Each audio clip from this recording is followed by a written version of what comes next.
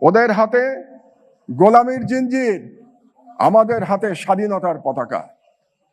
এই স্লোগানটি যেন আমরা বাংলাদেশিরা কোনোদিন না ভুলি। শেরেবাংলা ফজলুল হক, তার জীবনে উত্থান পতন আছে রাজনীতিতে। শেখ মুজিবুর রহমানের জীবনে উত্থান পতন আছে। কিন্তু আশ্চর্যের বিষয় হলো,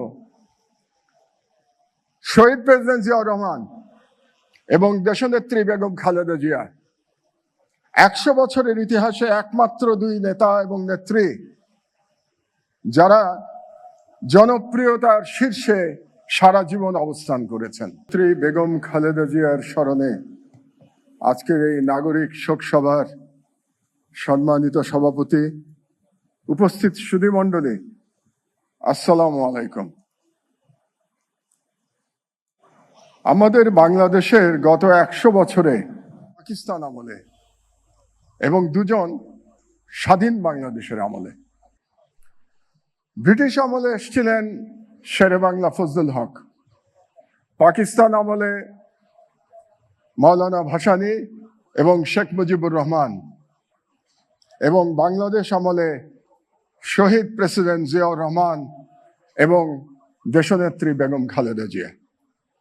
এই 5 জনের মধ্যে মাওলানা ভাসানী কখনো সরকারে যান নাই, কখনো ক্ষমতায় আসীন হন নাই।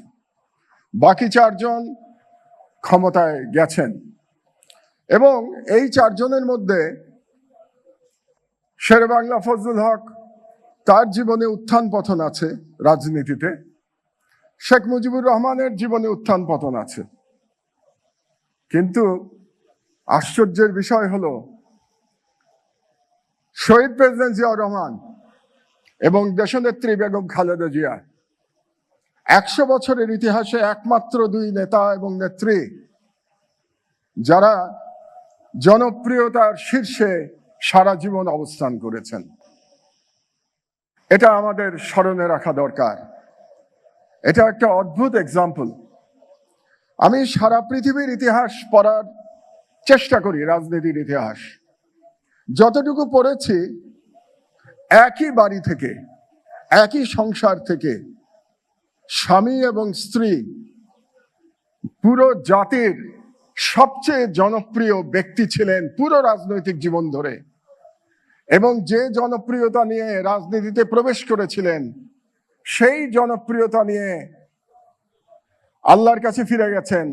এর কোনো এক্সাম্পল সারা পৃথিবীতে নাই। এটা একটা ইউনিক বিষয়, এটা যেন আমরা মনে করি, মনে রাখি। কেন এরকম হয়েছিল? কারণ শহীদ জিয়াউর রহমান, তার সততা প্রবাদ প্রতিম সততা ছিল। এমন সততা বিশ্ব ইতিহাসে খুঁজে পাওয়া যাবে না। এবং তার সাহসিকতা ও দেশপ্রেম অতুলনীয়। তার সেই 1971 সালের 25 মার্চ রাতের বেলা উই রিভোল্ট বলে পাকিস্তানের বিরুদ্ধে মুক্তিযুদ্ধ ঘোষণা করা, যেখানে রাজনৈতিক নেতৃত্ব ব্যর্থ হয়েছিলেন। শহীদ প্রেসিডেন্ট জিয়াউর রহমান সেদিন স্বাধীনতার ডাক না দিলে হয়তো বাংলাদেশের ইতিহাস অন্যরকম হতে পারত। দ্বিতীয়বার 1975 সালের 7ই নভেম্বর, যখন দেশের স্বাধীনতা আবার হুমকির সম্মুখীন হয়েছিল, সেদিন শহীদ জিয়াউর রহমান ছিলেন আবার স্বাধীনতার পতাকা নিয়ে, তিনি মাঠে দাঁড়িয়েছিলেন। তিনি ন্যাশনাল ইউনিটির সিম্বলে পরিণত হয়েছিলেন। আমি তখন বুয়েটের ছাত্র ছিলাম। আমি রাজনীতি করিনি সারা জীবনে, কিন্তু আমিও সেদিন রাস্তায় নেমেছিলাম শহীদ জিয়ার জন্য। এবং শহীদ জিয়া এখানেই, তার যেখানে আমরা বক্তৃতা করছি তার খুব কাছেই তার জানাজা হয়েছিল। সেটা বাংলাদেশের ইতিহাসের ঐতিহাসিক জানাজা ছিল। প্রতিটি মানুষ কেঁদেছিলেন সেদিন, আমার মনে আছে। একই দৃশ্য আমরা দেখেছি যেদিন দেশনেত্রী বেগম খালেদা জিয়ার জানাজা হলো। এর মধ্যেও একটা পার্থক্য আছে। জিয়াউর রহমান যেদিন মারা গেছিলেন, তিনি দেশের রাষ্ট্রপতি ছিলেন, তিনি ক্ষমতায় ছিলেন। বেগম খালেদা জিয়া ক্ষমতায় ছিলেন না, কিন্তু তিনি মানুষের হৃদয়ে ছিলেন।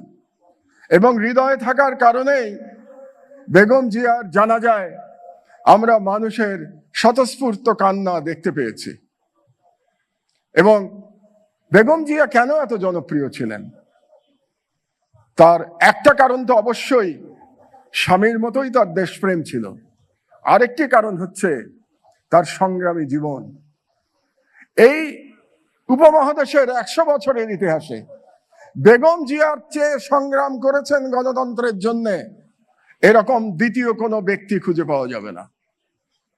আপনারা পড়ে দেখেন, বেগম জিয়ার সমতুল্য সংগ্রামের কাহিনী আর কারো জীবনে খুঁজে পাবেন না, পুরুষ কিংবা নারী।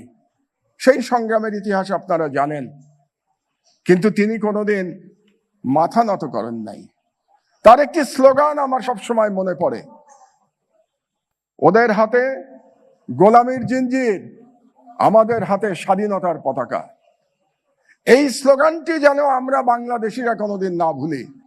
আমরা যেন বেগম জিয়ার সেই স্বাধীনতার পতাকা সারা জীবন হাতে ধরে রাখি। তারা চলে গেছেন, বেগম খালেদা জিয়ার প্রতি শ্রদ্ধা জানাই, তার আত্মার মাগফিরাত কামনা করি। আরেকটি কথা বলে আমার বক্তব্য শেষ করব, অনেকেই বক্তব্য দেবেন এখানে।